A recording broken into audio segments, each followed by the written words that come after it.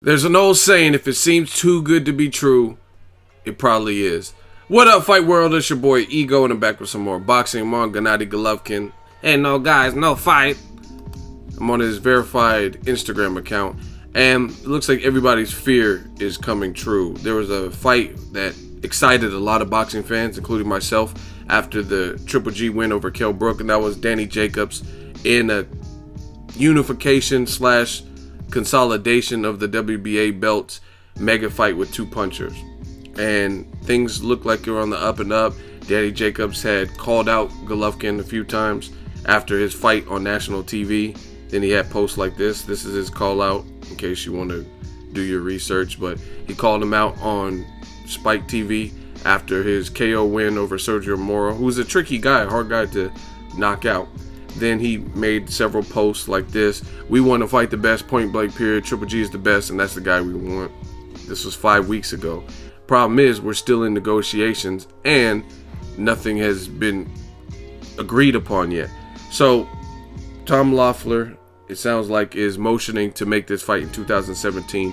He says he believes that Jacobs wants to fight. He has every indication that he's being truthful there, but the fight is not going to happen in December, which is it sucks for boxing fans. I wanted to close the year strong. There are some good fights that are coming up, but Wilder, Klitschko, that one, they ran into a hurdle. It could still get made. Some people are thinking the fight. They're texting me and tweeting me and stuff saying, hey, what about the fight? Is it canceled? It's not canceled as of yet, but it's a hiccup, and that happens in negotiations. But besides the Golovkin-Jacob situation of Tom Loeffler motioning for the fight to happen in 2017, is Jacobs' own trainer, Rozier, who used to train Curtis Stevens. He says, I'm not going to let Danny Jacobs fight with only 5-6 weeks to prepare, because he said basically the negotiations are spanning out and taking so long that it wouldn't even be right. You wouldn't even have a full training camp. So we're not going to go into a big fight like this with the big puncher and an important fight such as this with no time to prepare, or not the standard time that we had for Sergio Moro or Peter Quillen or whatever. I mean, and that's definitely fair. Negotiations shouldn't take this long if two people want to fight. But I did a video about it. The real reason why Danny Jacobs and Triple G is not going to happen next, you guys check that out on YouTube. Disappointing news. Like I said, I've never been to New York. I'm a West Coast dude. Well, I live everywhere, but I've lived on the California on the West Coast the longest, and I was gonna go to this fight, or try to go to this fight in December, and try to get my finances together or whatever to attend. So this would be my first outing in New York, because it was that type of fight that I really wanted to see. Kell Brook fight, that was, I knew the outcome, so without a doubt in my mind, I pretty much knew what was going to happen based on size differential. So I want to see Danny Jacobs in important fights, and I want to see Gennady Golovkin in important fights. But money is the root of all evil, and Juan Manuel Marquez just recently did an interview.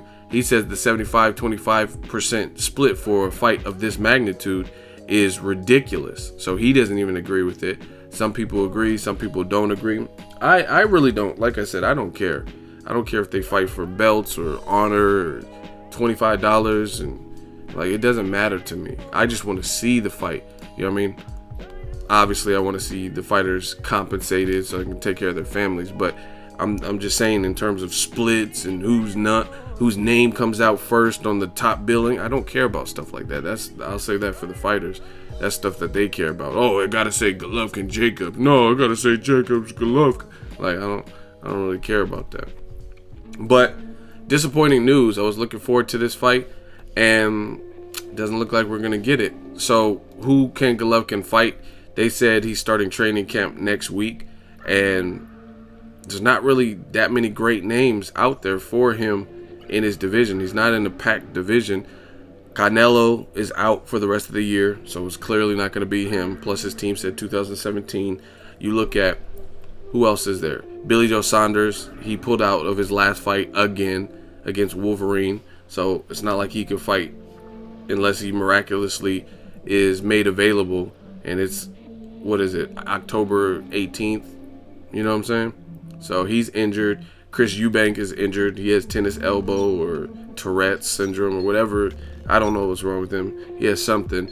So it's just like there's not much time to prepare. So more than likely December 10th, since that's the day they're gunning for a third fight, Golovkin's healthy to have a third fight, it's probably going to be someone that we really don't want to see him fight.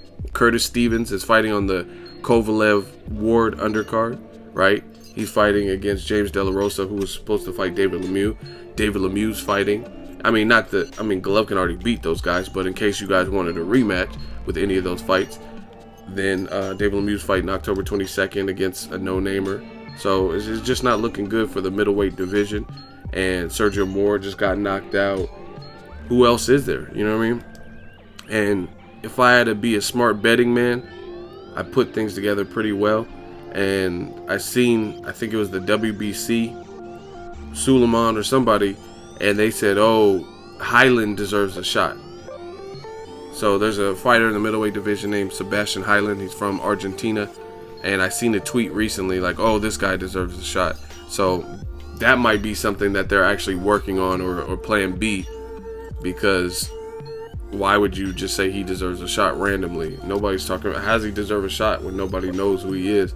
So it sounds like someone like that. Toriano Johnson, I don't know where he's been, but that would be a good fight.